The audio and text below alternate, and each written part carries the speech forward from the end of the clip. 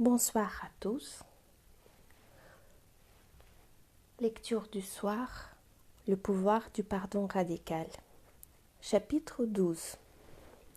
L'ego contre-attaque. En nous, rappelant que nous sommes des êtres spirituels vivant une expérience humaine, le pardon total élève notre vibration et nous fait avancer dans la direction de l'évolution spirituelle. Une telle croissance représente une menace réelle pour l'ego, défini comme le système de croyances complexes qui est profondément incarné et qui affirme que nous sommes séparés de Dieu et qu'il nous punira un jour pour avoir fait ce choix. Cela est lié au fait que plus nous devenons évoluer spirituellement, plus nous avons de chances de nous rappeler qui nous sommes et que nous sommes un avec Dieu. Une fois que nous avons réalisé cela, l'ego doit mourir. S'il existe une chose que nous savons sur les systèmes de croyances de toutes sortes, c'est qu'ils résistent à toute tentative de leur faire du tort et l'ego n'est pas une exception. Les gens font tout le temps la démonstration qu'ils préfèrent avoir raison que d'être heureux. Plus nous utilisons par conséquent le pardon total, plus l'ego contre-attaque et essaye de nous séduire pour que nous restions dépendants de l'archétype de la victime. L'une des façons dont il accomplit cette tâche est en utilisant nos propres outils de croyance spirituelle. On en trouve un bon exemple dans l'utilisation de l'ego du travail sur l'enfant intérieur afin de parvenir à ses fins. Le travail sur l'enfant intérieur nous donne un moyen de nous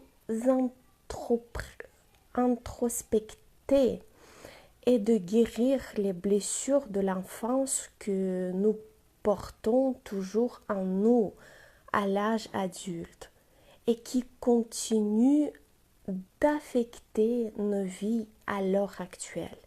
Cependant, l'ego voit en notre focalisation sur nos blessures une opportunité de survivre. Il exploite ce type de travail qui utilise l'enfant intérieur en tant que métaphore du fait que nos blessures renforcent notre attachement à l'archétype de la victime. Le comportement que cela déclenche est le fait que nous revisitons constamment nos blessures, que nous leur donnons plus de pouvoir en parlant constamment, que nous les projetons sur un soi-disant enfant intérieur et que nous les utilisons comme moyen de trouver une intimité. Des reproches à nos parents. Une bonne partie du travail sur l'enfant intérieur dans les années 1980 s'est largement focalisé sur le fait de reprocher à nos parents ou à quelqu'un d'autre notre malheur actuel. L'idée « aujourd'hui je serais heureux si je n'avais pas eu mes parents » est le mantra associé à ce travail. Ils nous donnent la permission de ressentir qu'ils nous ont fait cela, une perception qui est beaucoup plus facile à vivre que de croire que nous avons d'une certaine manière de demander à être traités de la sorte. Un tel point de vue plaît également à l'ego, car il refait automatiquement de nous des victimes. Tant que nous continuons de reprocher à nos parents nos problèmes, les générations successives continuent ce chemin de croyance. Purifier la toxicité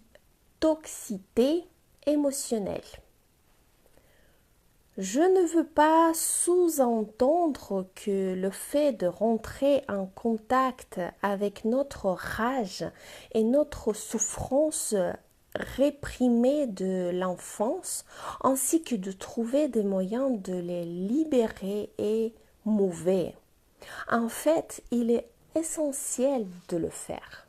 Nous devons d'abord faire ce travail avant de pouvoir nous avancer vers le pardon. Car nous ne pouvons pas pardonner si nous sommes en colère. Cependant, trop de stages et de thérapies se focalisent purement et simplement sur notre colère et échouent à nous aider à la transformer par un pardon quel qu'il soit. Lorsque nous associons travail sur la colère et pardon total, toutes sortes de toxicité émotionnelle et mentale réprimées sont nettoyées et une libération permanente de notre colère devient possible. Ainsi, nous nous extirpons de nos blessures et allons au-delà de l'état de victime. Le rituel du pardon Navajo. Un jour, j'ai entendu Caroline Myss décrire le rituel que les Indiens Navajo utilisent pour empêcher que la blessurologie ne devienne un schéma de dépendance. Bien qu'ils reconnaissent certainement le besoin des personnes de parler de leurs blessures et que le groupe en soit témoin, ils comprenaient aussi qu'en parlant de ces blessures, on leur donne de l'énergie, notamment lorsque cela est fait de manière excessive. Par conséquent, si une personne avait une blessure ou un grief à partager, la tribu se réunissait et la personne pouvait en parler devant le cercle. La personne avait le droit d'exposer ses griefs 3 fois et tout le monde écoutait avec empathie et compassion.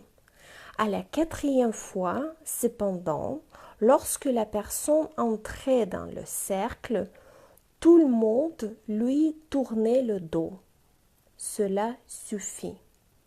Nous t'avons entendu exprimer ta préoccupation par 3 fois. Nous avons reçu ce que tu avais à nous dire.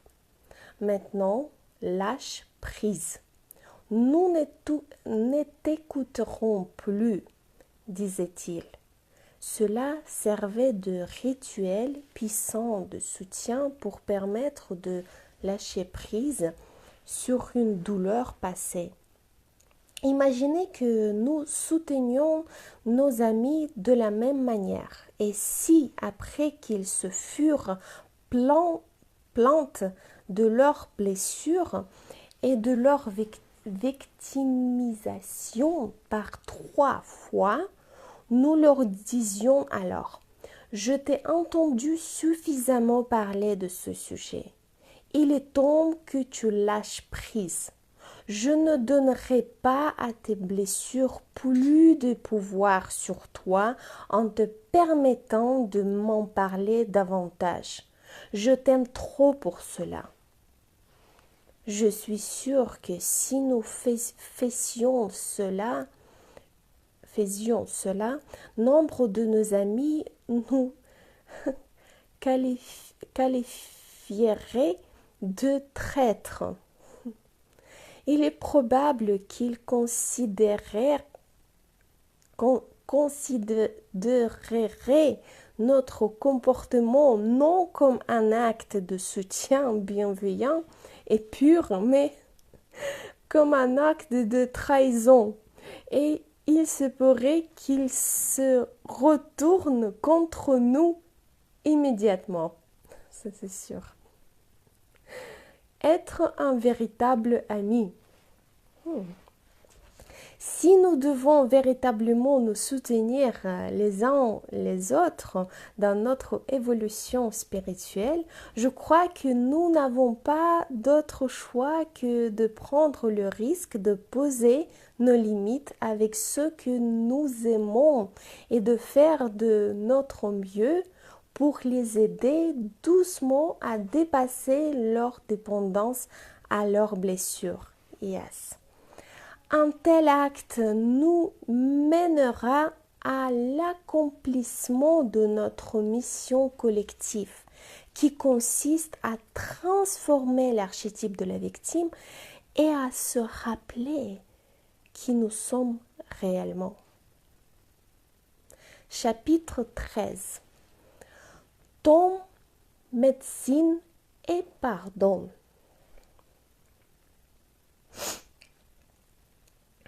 L'évolution spirituelle nous apporte une nouvelle appréciation et une nouvelle connaissance de notre corps physique et de la façon d'en prendre soin.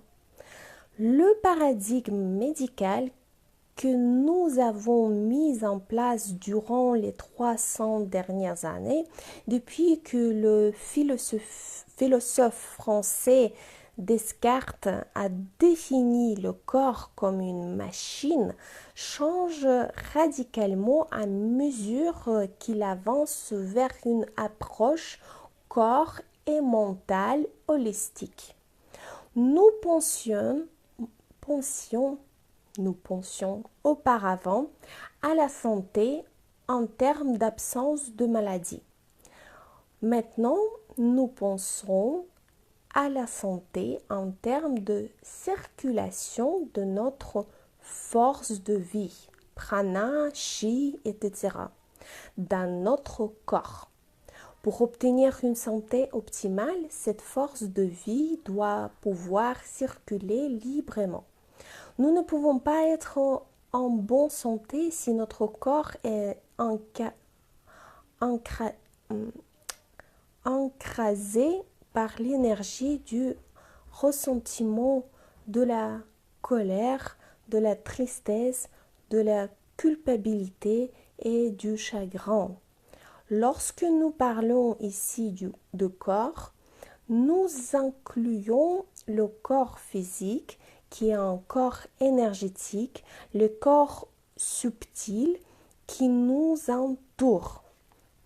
Nous y faisons ici individuellement référence sous le nom de corps éthérique. Corps émotionnel, corps mental et corps causal.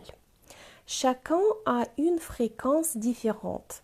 Alors que nous définissions autrefois le corps physique en termes de substances chimiques et de molécules, les physiciens nous ont enseigné à voir ces 5 corps comme des compensations denses de schémas énergétiques en interaction. Ouf.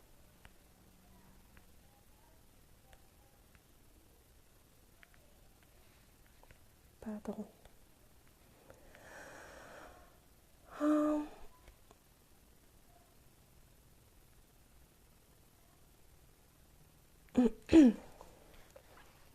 Les champs subtils enveloppent le corps physique en couches telles de gaines vibrantes d'énergie. Chacune se situe à une octave de plus que l'autre. Cependant, il ne s'agit pas de bandes fixes ayant des limites claires, comme le montre le schéma ci-dessus. Et je n'arrive pas à voir ce chemin. Cependant, il ne s'agit pas de bandes fixes ayant des limites claires, comme le montre le schéma ci-dessus. En fait, ils se diffusent dans une large mesure dans le même espace, comme s'ils faisaient tout partie d'un océan d'énergie entourant notre corps.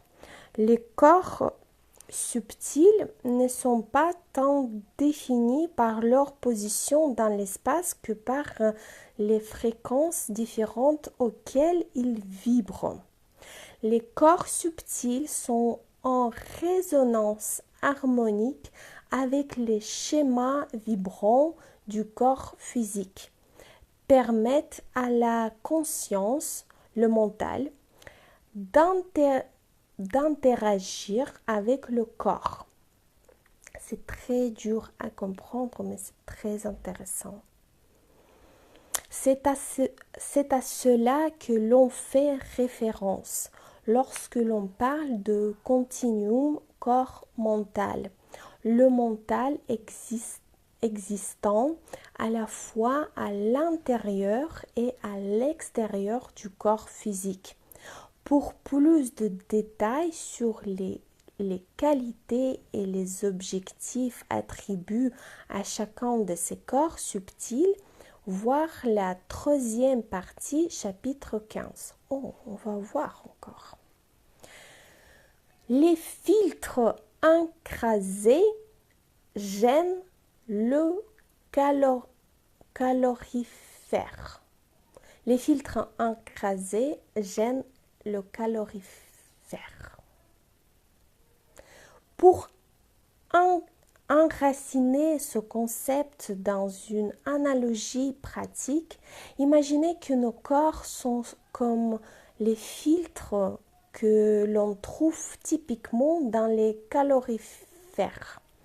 Ce qu'il faut nettoyer de temps en temps pour s'assurer que le calorifère fonctionne de manière efficace. Bon exemple. Ces filtres ont été conçus pour permettre à l'air de circuler facilement en eux. Et il en va de même de nos corps.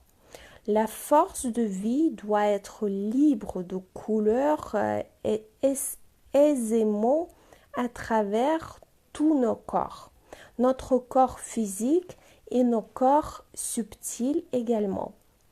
Chaque fois que nous jugeons, donnons tort à quelqu'un, faisons des reproches, projetons, réprimons notre colère, avons du ressentiment, etc., nous créons un blocage énergétique dans notre ou nos corps. Chaque fois que nous faisons cela, notre filtre se bloque un petit peu plus et il reste moins d'énergie disponible pour notre calorifère, entre guillemets.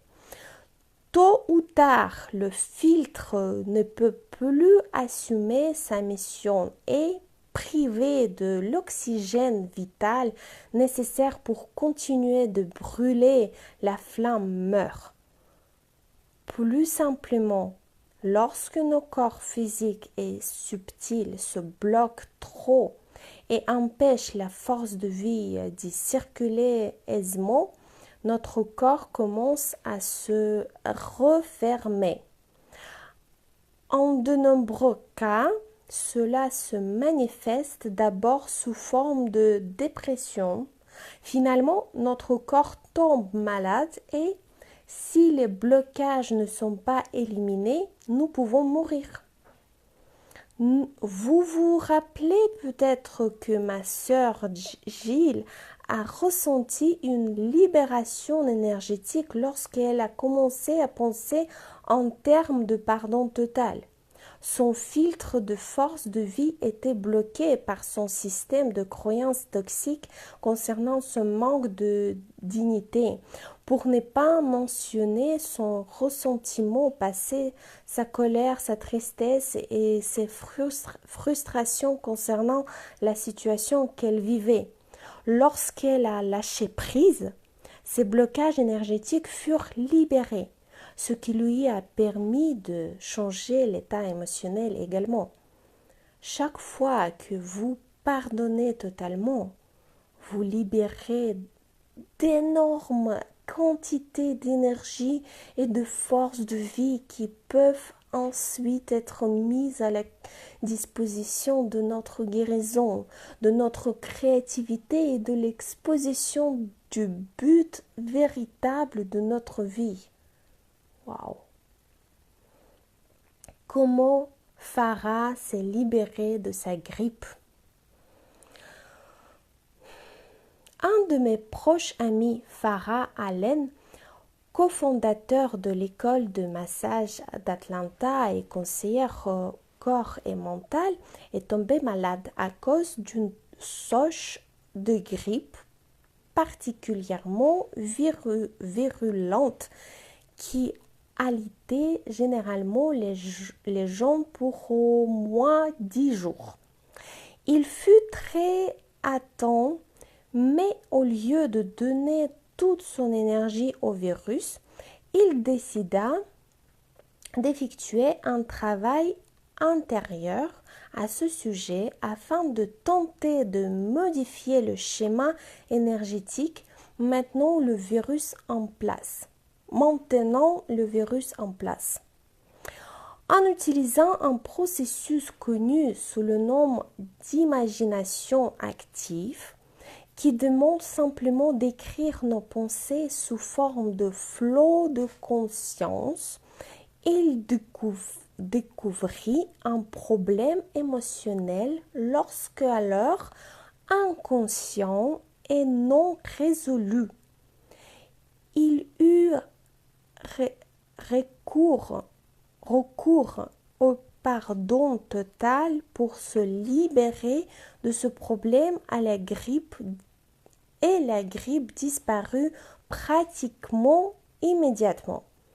Il travaillait à plein temps et se sentit en pleine forme dans les 2 jours qui suivirent le début de sa maladie. Ce fut une démonstration efficace du pouvoir de guérison du pardon total. Y aura-t-il également un effet sur le cancer?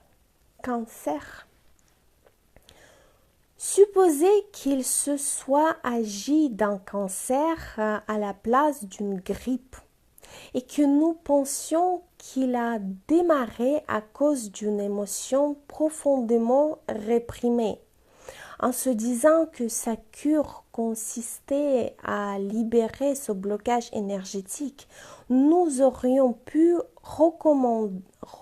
recommander à mon ami d'entrer en contact avec ses sentiments réprimés, de les ressentir pleinement et ensuite de lâcher prise. Cependant, à l'inverse de l'attaque de grippe de Farah, qui s'est probablement déplacée de son corps subtil dans son corps physique en quelques jours simplement, ce schéma énergétique aurait pu nécessiter de nombreuses années pour se déplacer du corps subtil dans le corps physique et, en son temps, pour se manifester sous forme de maladie. La question qui nous hante devient alors, combien de temps cela prendra-t-il pour que le processus de la maladie s'inverse pleinement en utilisant uniquement le travail de libération émotionnelle? On peut concevoir que cela nécessite le même nombre d'années nécessaires à la manifestation de la maladie, ce qui n'est pas très pratique si l'on a en cancers ou d'autres maladies où le temps est un facteur important. En tout cas, c'est ce qui peut sembler vrai. Le temps est un facteur de guérison.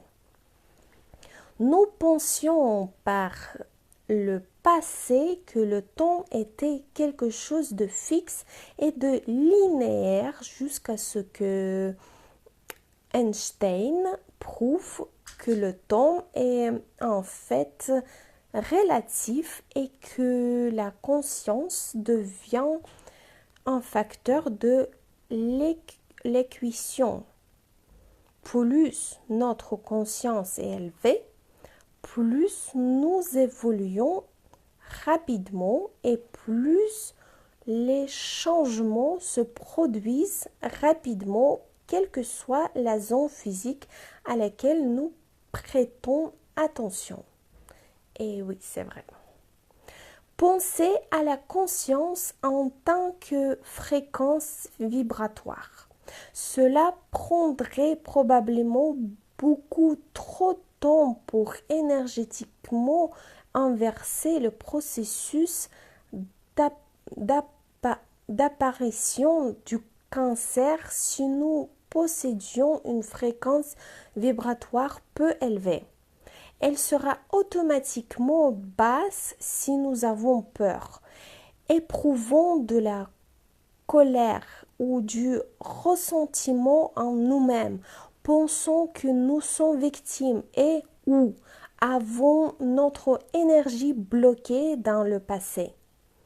Pour la majorité d'entre nous, nous sommes la plupart du temps dans cette conscience. Par conséquent, peu d'entre nous pourraient inverser une maladie telle que le cancer suffisamment rapidement en se fondant uniquement sur la libération de la cause émotionnelle de la maladie, à moins que nous ne trouvions un moyen d'élever notre fréquence vibratoire. Centre du potentiel de guérison.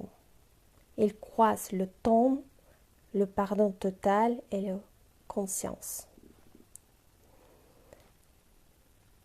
En lâchant prise sur l'archétype de la victime et en ramenant notre énergie dans le présent par le processus du pardon total, nous avons la possibilité d'augmenter suffisamment notre vibration pour créer au minimum une inversion de la maladie plus rapide.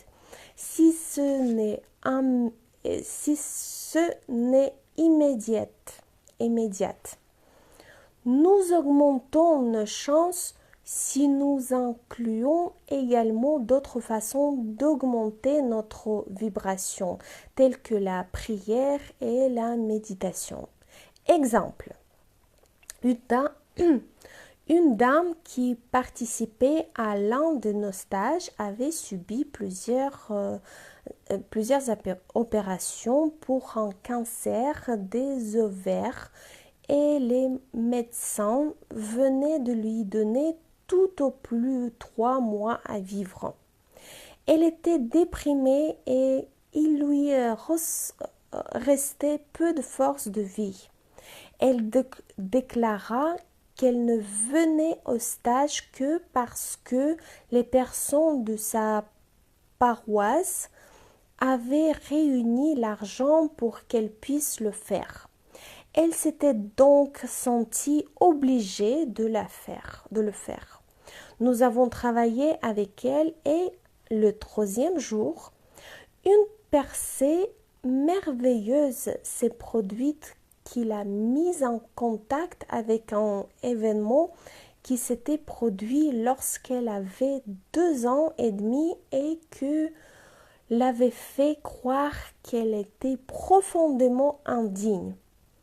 Elle libéra beaucoup d'émotions autour de cette problématique et se sentit affligée pour les innombrables fois où elle avait créé sa vie de manière à prouver son indignité. Après cela, sa force de vie et son énergie ont augmenté.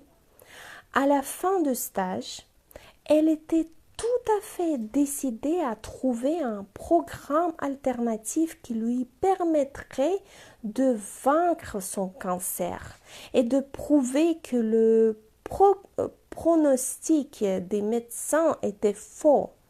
Elle était même désireuse de voyager hors des États-Unis si la méthode qu'elle avait choisie était illégale dans ce pays. De nombreuses méthodes le sont aux États-Unis. Après 2 semaines de recherche frénétique du traitement qui l'attirait le plus, elle réalisa soudain que sa guérison viendrait par la prière. Elle alla donc dans le nord de l'État de New York et travailla avec un couple qui animait des semaines de prière. Elle pria littéralement pendant 1 semaine. Lorsqu'elle revint, elle alla voir son oncologiste qui l'examina et lui dit « Je ne sais pas comment expliquer cela, mais vous n'avez absolument aucun cancer dans votre corps. Je pourrais dire qu'il s'agit d'une rémission spontanée, mais je crois en Dieu et je n'ai pas le désir de décrire cela d'autre manière que par le terme de miracle. » Cette femme est un merveilleux exemple qui décrit comment, en augmentant sa vibration par la prière, on peut inverser une condition physique spécifique en l'espace de plusieurs jours et non pas de plusieurs années. Je crois que le pardon total aurait eu le même effet. Une étude sur le pardon à Seattle. Une étude intéressante, mais non encore publiée, concernant le pardon et le temps a été menée à l'université de Seattle. L'étude portait sur une série d'entretiens avec des personnes qui, à leur dire, avaient été des victimes. Les chercheurs voulaient découvrir comment cette perception changeait avec le temps.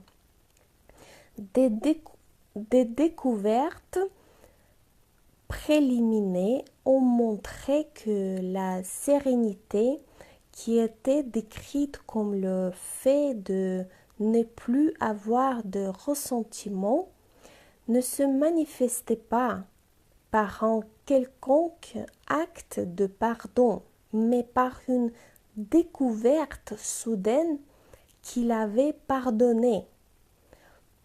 Tous ont indiqué que plus ils essaient de pardonner, plus cela devenait difficile et plus ils avaient de ressentiment.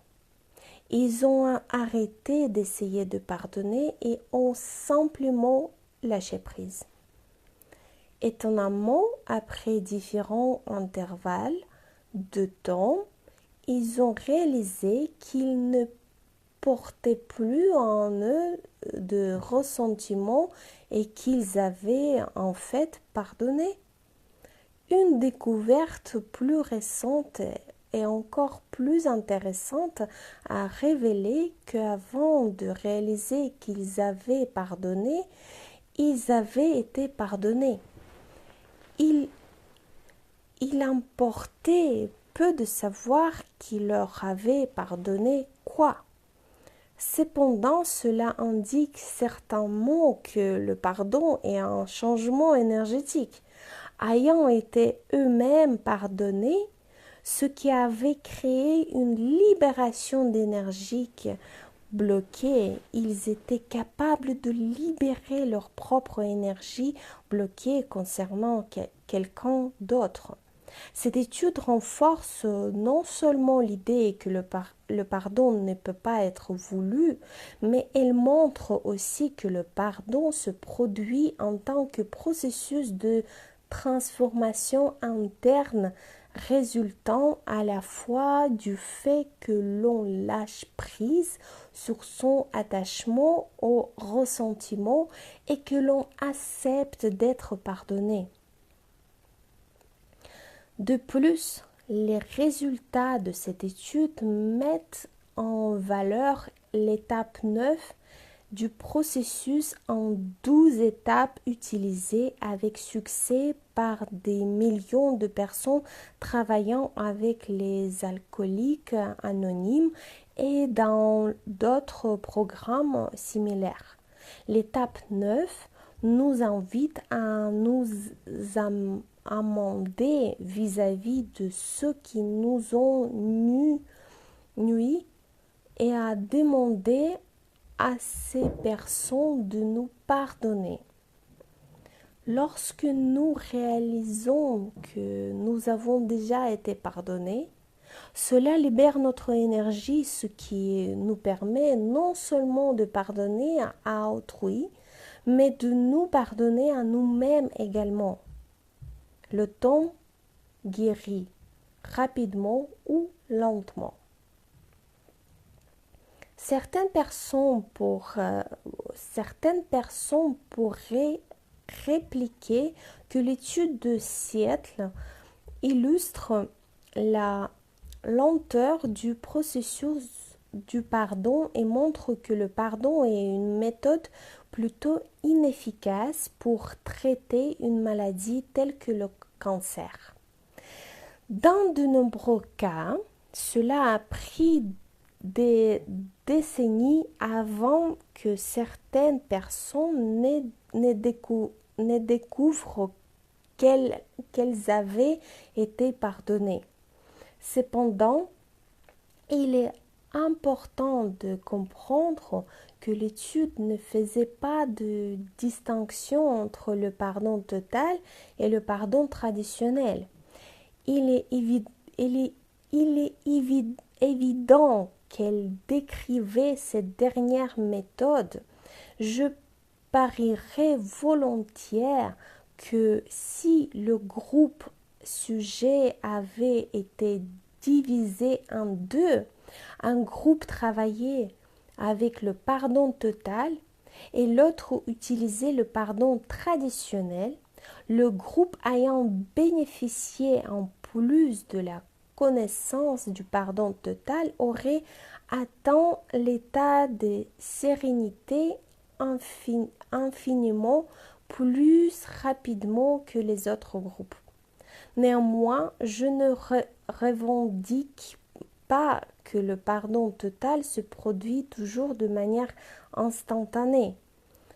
Bien que je doive dire ici que cela fait maintenant de nombreuses fois que je l'ai vu se produire instantanément. Il ne peut pas non plus être considéré comme un traitement définitif du cancer. Cependant, il devrait certainement faire partie intégrante de tout protocole de traitement. Parfois, les gens retardent de traitement médical pour voir si le pardon total a suffisamment d'effet pour rendre inutile une intervention aussi drastique. Cela serait inconcevable avec le pardon traditionnel. L'histoire de Marie. Mon amie Marie Pratt, co-animatrice de beaucoup de mes stages, a nié pendant des mois que sa santé se dégradait terriblement. Lorsqu'elle ne put plus ignorer l'évidence, elle se rendit chez un médecin qui lui dit qu'elle avait un cancer du côlon de niveau 3. Les médecins voulaient l'opérer immédiatement. Elle leur demanda un délai de 30 jours qu'ils ont accepté de lui donner avec réticence. Elle se rendit dans une petite cabane en montagne et y resta pendant une semaine, méditant et travaillant à pardonner à toutes les personnes de sa vie, y compris elle-même, en utilisant le pardon total. Elle jeûna, pria, pleura et connut littéralement la nuit noire de l'âme. Elle rentra chez elle et travailla avec plusieurs particiens pour purifier son corps et renforcer son système immunitaire. À la fin de la période de 30 jours, elle fut opérée. Par la suite, les médecins voulurent savoir ce qu'elle avait fait, car le cancer avait totalement disparu. Et au lieu de l'opération grave qu'ils pensaient nécessaire, seule une intervention mineure fut requise pour enlever la tumeur. Gagner du temps. Dans les cas où la maladie est tellement avancée ou agressive que cela nécessite une intervention médicale immédiate, la chirurgie, la chimiothérapie ou les rayons permettent de gagner du temps. En ce sens, ces traitements sont non seulement utiles, mais parfois nécessaires. Rappelez-vous, il n'y a pas de traitement du cancer. Par conséquent, quel que soit le traitement médical, les médecins s'attendent, sans le dire, à une récurrence qu'ils considèrent comme une conclusion pratiquement inutile à tirer et comme une simple question de temps. Je préfère considérer le traitement en supposant que le patient lui survive comme un moyen de gagner le temps nécessaire pour effectuer le travail du pardon total qui pourrait en fait empêcher toute récurrence de la maladie. La médecine préventive. Le pardon total est l'une des meilleures possibilités de prévention qui soit. Il purifie l'énergie des corps subtils bien avant que celle-ci ne devienne un blocage dans le corps physique. Lorsque j'aide des personnes à résoudre leurs problématiques de pardon en utilisant la thérapie du pardon total, comme je l'ai fait avec ma sœur Gilles, je crois que je les aide non seulement à guérir une blessure logée dans leur corps subtil, mais aussi à prévenir l'apparition d'une maladie dans leur corps physique. Je suis convaincue que si nous maintenions l'énergie en circulation dans notre corps, qui a été conçu pour cela, nous ne tomberions jamais malades. Bien que je ne fasse plus de stage de 5 jours sur le cancer, je considère les stages sur le pardon total que je présente maintenant dans le monde entier comme des stages de prévention du cancer. Bien sûr, faire de l'exercice, suivre un régime approprié ou toute autre pratique de bon sens sont également une aide à cet égard. Cependant, il est d'une importance capitale de ne pas polluer nos corps énergétiques, l'impureté et de toxicité émotionnelle afin de garder une bonne santé et de guérir. Malheureusement, les aspects de la guérison retirent très peu l'attention des médias, malgré le fait que rien qu'aux États-Unis, une personne sur 5 prend un antidépresseur tel que le Prozac, en gardant à l'esprit que la dépression précède toujours le cancer. Il nous faut nous demander s'il s'agit d'une simple coïncidence qu'un Américain sur 5 meurt du cancer. Ah oui. Pardon et cancer. On me demande souvent pourquoi je travaille avec des personnes cancérieuses. Je n'ai moi-même pas vécu d'expérience personnelle du cancer et j'en savais peu de choses du point de vue médical lorsque j'ai commencé à animer des stages de 5 jours de guérison émotionnelle et spirituelle au début des années 1990. Ce n'est qu'après un certain temps que j'ai réalisé pourquoi j'étais attirée par ce travail. C'était parce qu'il faisait le lien avec mon intérêt pour le pardon. Cette prise de conscience s'est produite lorsque j'ai découvert que pratiquement tous les patients cancéreux, en plus du fait qu'ils avaient passé leur vie à refouler et à réprimer leurs émotions, ont la réputation d'être particulièrement incapables de pardonner. Je crois maintenant qu'un manque de pardon contribue à la plupart des cancers et en est peut-être même une des causes principales. Par conséquent, mon travail de guérison avec les patients atteignent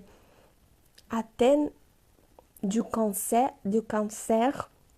et avec ceux qui veulent empêcher que la maladie n'apparaisse ou ne soit récurrente dans leur corps, se centrent maintenant pratiquement entièrement sur la thérapie du pardon total. L'histoire de Jeanne. Jeanne a participé à l'un de mes stages de 5 jours dans les montagnes de la Géorgie du Nord. Elle avait subi une mastectomie et était en attente d'une greffe de moelle osseuse ou osseuse. Après le stage, elle vint me voir une fois par semaine pour faire de l'hypnothérapie et recevoir un coaching individuel. Au deuxième rendez-vous, elle arriva en état de détresse car une IRM, imagerie par résonance magnétique, de routine avait révélé ce jour-là de minuscules traces de cancer dans son cerveau. Son cancer était déjà une épreuve en soi, mais en plus son apparition était susceptible de diminuer ses chances de greffe. Les médecins programmèrent une chimiothérapie pour essayer d'arrêter la progression du cancer. Cependant, ils furent surpris de sa condition, car normalement la métastase passe du sang au foie avant de se déplacer au cerveau. Il est très rare que le cancer se déplace directement de la poitrine au cerveau. Pour moi, cela valait la peine que l'on se penche dessus. Jeanne, belle femme ayant la quarantaine, n'avait pas été en couple depuis environ 7 ans. Elle avait en quelque sorte un petit ami, mais elle décrivait leur relation comme une amitié proche, rien de plus. En fait, elle déclara qu'elle le considérait comme un copain, bien qu'elle eût des rapports sexuels avec lui de temps en temps. Oui. Tandis que j'examinais de plus près la situation de leur relation, elle fut prise d'un incroyable chagrin qu'elle ressentait toujours au sujet d'une liaison qui s'était terminée il y avait quelques années. Cette relation de 8 ans avait été extrêmement passionnée et intense, et Jean idolâtrait clairement cet homme. Après 4 ans, alors qu'elle croyait à un mariage prochain, elle avait découvert qu'il était déjà marié, et avait des enfants. Oui.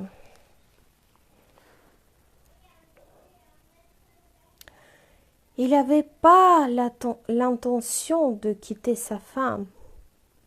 Jean fut dévastée, mais elle ne put s'empêcher de le voir. Cela lui prit 4 années supplémentaires de douleur extrême pour sortir de cette relation de couple.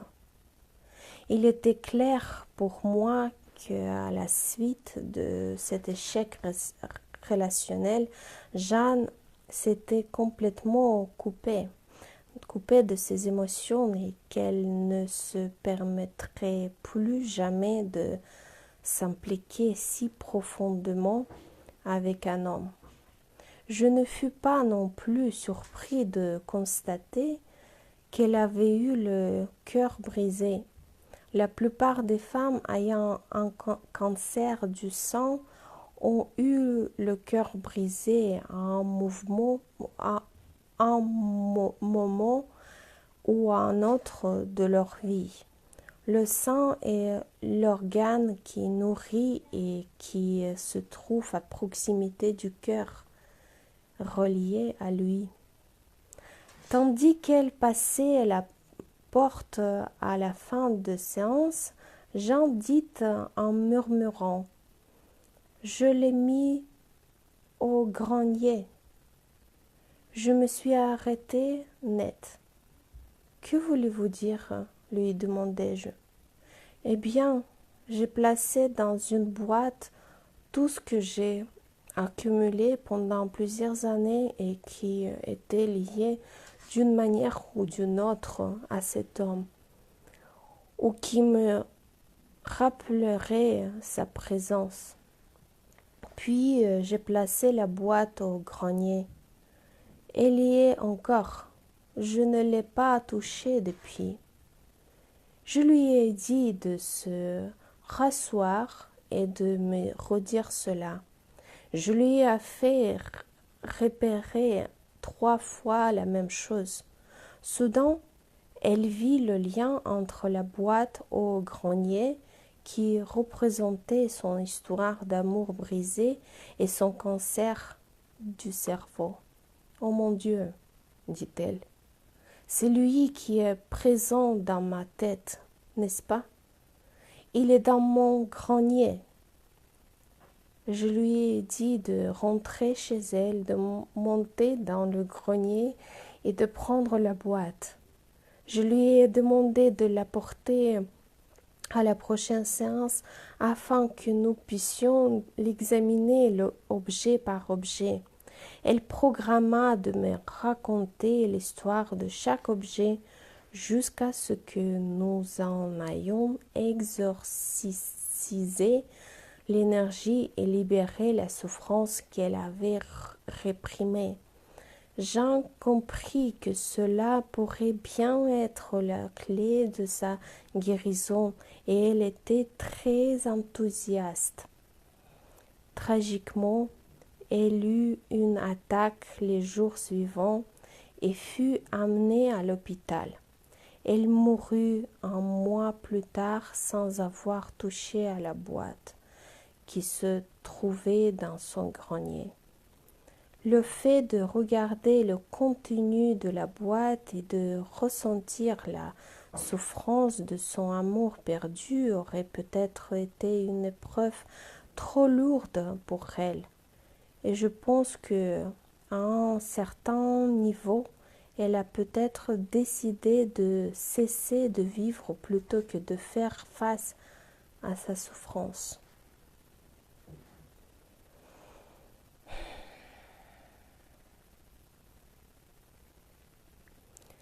Les origines de la maladie. Les blocages énergétiques commencent toujours en préminé dans les corps subtils. Ensuite, s'ils ne sont pas libérés à ce niveau, ils se déplacent directement dans le corps physique et se manifestent ultimement sous forme de maladies telles que le cancer, les multiples sclérose, le diabète et autres. Ainsi, nous pouvons dire que la maladie commence toujours dans les corps subtils avant de se déplacer vers l'intérieur.